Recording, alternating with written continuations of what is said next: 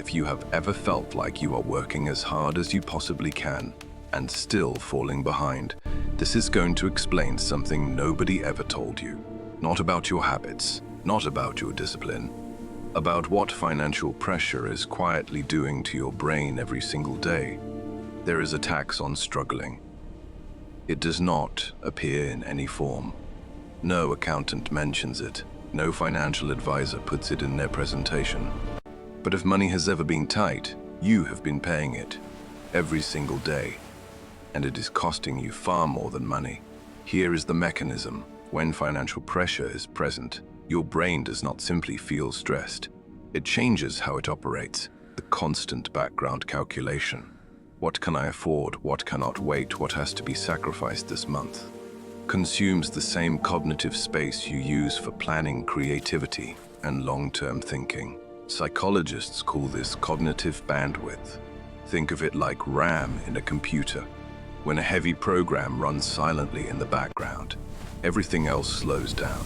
Not dramatically, just enough. Just enough that the things requiring your best thinking start to suffer.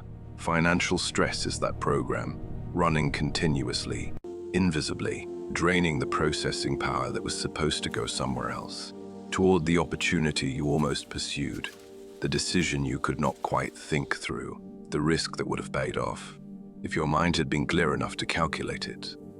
Here is what makes this specific and brutal. This tax is not proportional to how much you care. It is proportional to how much pressure you are under. The people who need their clearest thinking the most are the ones operating with the least of it. Read that again. That is not motivation. That is not philosophy. That is a documented finding. And it changes everything you thought you understood about why some people stay stuck. Being broke is expensive in ways rich people never have to think about. In 2013, researchers Senthil Mullainathan and Eldar Shafir ran a study that quietly restructured how behavioral economists understood financial struggle. They gave participants cognitive performance tests. Before the tests, some participants were prompted to think about a financial problem, a car repair bill larger than what they had available. For participants without financial pressure, that prompt had almost no effect on performance. For participants already under genuine financial strain, it did. The cognitive impact measured at the equivalent of 13 IQ points. 13. That is not a rounding error. That is the difference between solving the problem in front of you and missing it completely, between recognizing the opportunity and being too depleted to act on it. The researchers named it the bandwidth tax. And here is what makes it a trap rather than just a hardship. The tax compounds. Less clarity leads to worse small decisions. Worse small decisions sustain the pressure. Sustained pressure continues taxing the bandwidth. And the cycle holds, not because the person inside it lacks intelligence, because the system running against them never stops. If this is starting to feel uncomfortably accurate, that is not an accident. Stay with this. What comes in the next 2 minutes is the part most people never hear. In the 1920s, a factory owner in Birmingham, England, made a business decision his competitors called sentimental. His name was Edward Cadbury, grandson of the founder of Cadbury Chocolate. While other factory owners were cutting wages and extending hours, Edward did something the industry found almost incomprehensible. He raised his workers' pay, reduced their shifts, built affordable housing nearby, created a small savings fund so every employee carried a financial buffer so that money was never the first thought when they woke up. His competitors called it charity. His investors called it waste. Within 5 years, Cadbury's output per worker exceeded nearly every comparable factory in England, not because he had found better people, because he had removed the tax from their lives. His workers were not more talented than anyone else's. They simply had enough cognitive space to be. The most expensive thing a person can carry is the mental weight of financial uncertainty, because it spends the only resource that creates everything else. Now look at your own life. Think about the last time you were under real financial pressure, not wanting more, pressure about having enough. During that period, were you thinking clearly?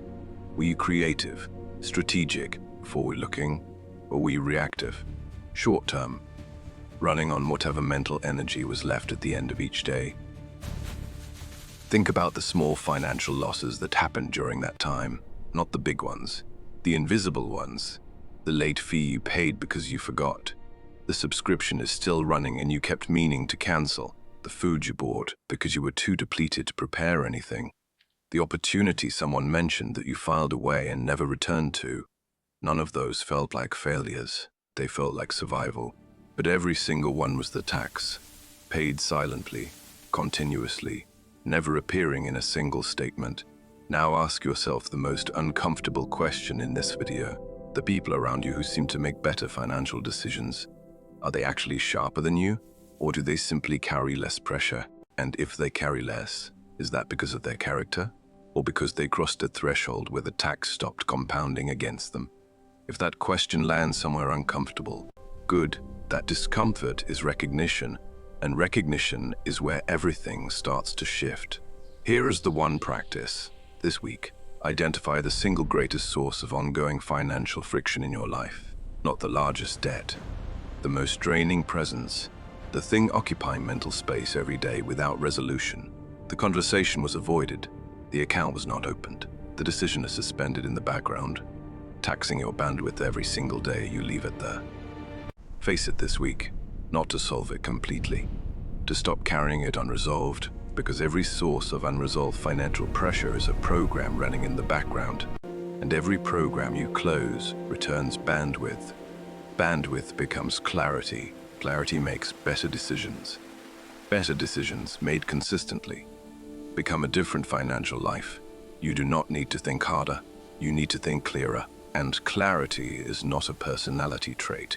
It is a resource, one that becomes available the moment you stop paying a tax you were never meant to carry. Most people spend their entire lives paying this tax without ever realizing it exists.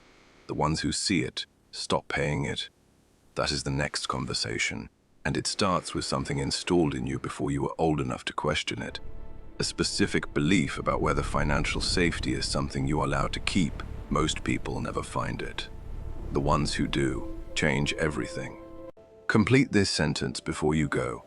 When money gets tight, the first thing I stop doing is one word, one phrase. Drop it below. I read every single one.